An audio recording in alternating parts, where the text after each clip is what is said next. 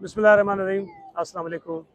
इस वक्त जश्न आज़ादी की तकरीबात के सिलसिले में मैं मज़ार कायद पर हूँ और मैं कराची के शहरियों को ये बताना चाहता हूँ कि जो मुख्तलिफ़ डिस्ट्रिक्स में, मुख्तलिफ़ शहरों में सूबे भर में सिंध हुकूमत की जानिब से तकारीब मुनक़िद की गई हैं।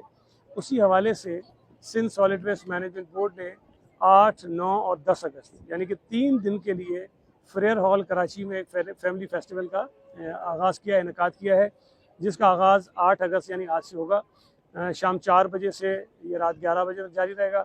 मेरी तमाम कराची के शहरियों से गुजारिश है कि इस फैमिली फेस्टिवल में शिरकत करें।